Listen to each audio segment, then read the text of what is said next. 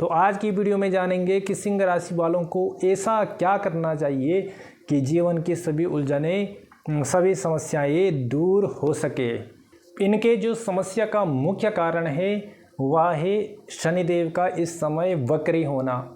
शनि 27 जुलाई 2026 से और 11 दिसंबर 2027 तक या वक्री रहेंगे। 26 जुलाई को वक्री हो गए थे और 11 दिसंबर 2026 तक वक्री रहेंगे।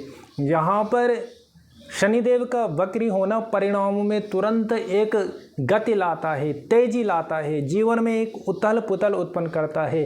सिंह राशि वालों के अष्टम भाव में शनि विराजमान है। यहाँ पर जिस भाव में शनि रहते हैं वहाँ की वृद्धि करते हैं, वहाँ का कोई बिगाड़ नहीं करती बल्कि वृद्धि करते हैं। इसीलिए यहाँ पर सिंह राशि वालों के आयु में, इनके जीवन में वृद्धि करेंगे, किंतु बहुत से समस्या भी उत्पन्न कर सकते हैं।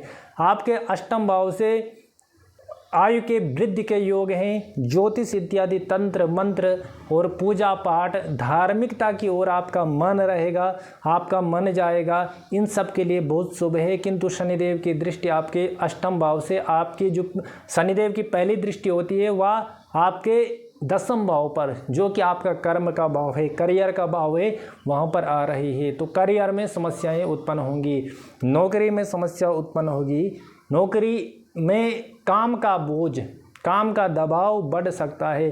कोई नया काम आपको मिल सकता है जो आपको पसंद ना हो, या मजबूरी में आप कोई काम कर रहे हो, ऐसी स्थिति आ सकती है। नौकरी परिवर्तन के योग भी बन सकते हैं इस समय में। तो यहाँ पर कार्य क्षेत्र में ये संघर्ष कराते हैं। जो दूसरी दृष्टि शनिदेव की है वह है सिंह राशि वालों के द्वितीय भाव में, धन भाव में, जहाँ पर कन्या राशि विद्यमान है। यहाँ पर धन की चिंता इनको बहुत सताएगी, आर्थिक तंगी, आर्थिक कमजोरी का सामना इस समय में सिंह राशि वालों को करना पड़ सकता है। तो आर्थिक रूप से भी यहाँ पर जरा आपको मानसिक तनाव शनिदेव प्राप्त करा सकते हैं। और जो तीसरी दृष्टि है वह है आपके पंचम भाव में।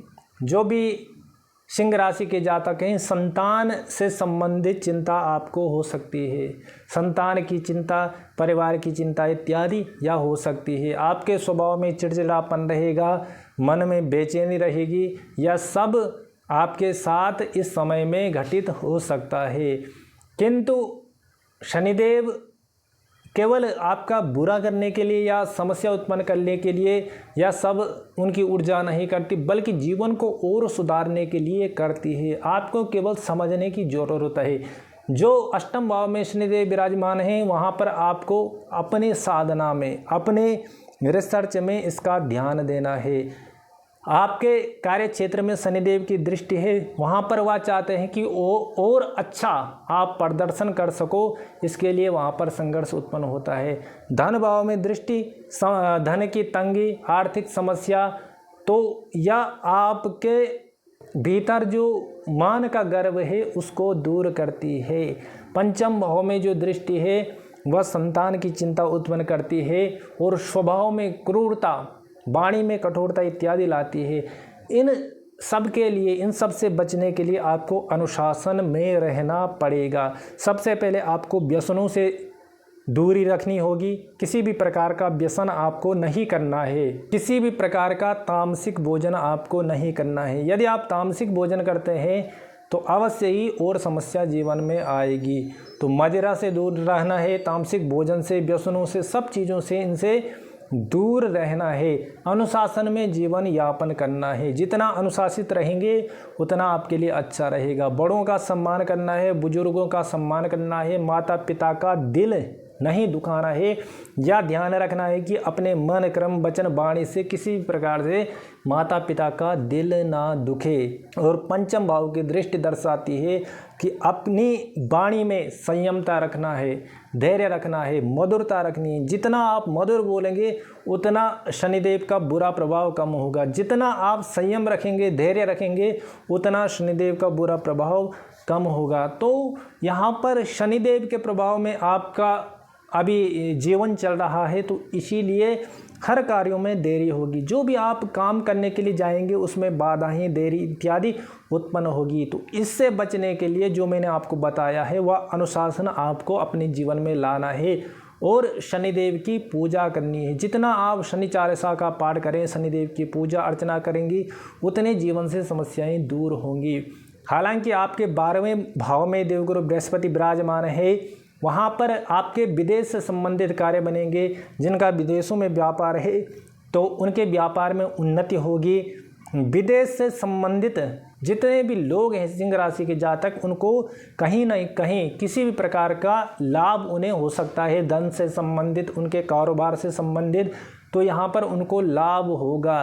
किंतु 12वें भाव में बृहस्पति का होना और अभी आश्लेषा नक्षत्र में उन्होंने गोचर किया है 19 अगस्त को, तो यहाँ पर आपके खर्चों में अधिकता हो सकती है। व्यर्थ खर्च, पैसों का व्यर्थ व्यय हो सकता है। यहाँ पर विशेषकर आपको ध्यान रखना है कि किसी भी प्रकार की बड़ी रकम, बड़ा पैसा आपको कहीं लगाना नहीं है। यदि आप इन्वेस्ट करते हैं बड़ा पैसा कहीं पर प्रॉपर्टी में और ज़मीन इत्यादि में और वाहन में, गाड़ी इत्यादि खरीदते हैं, तो वहाँ पर पैसों का व्यर्थ व्यय, पैसों का नुकसान हो सकता है। तो आपको इस समय में पैसों के व्यय करने से बचना होगा।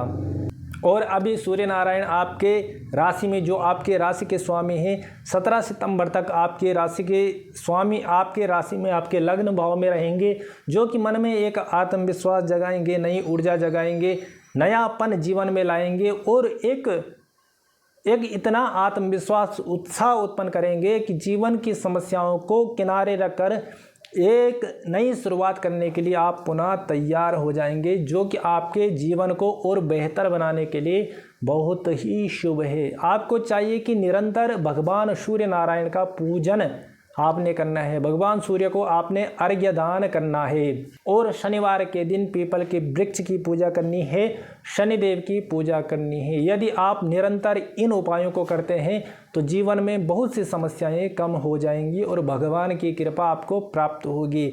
आज की वीडियो में इतना ही।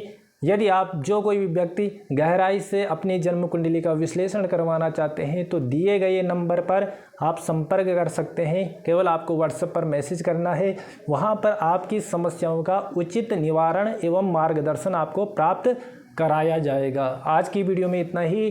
कमेंट में हर हर महादेव लिखना, लाइक अवश्य करना और सब्सक्राइब अवश्य करना, ताकि आप हमारे परिवार के सदस्य बन सके। जय माता दी, हर हर महादेव।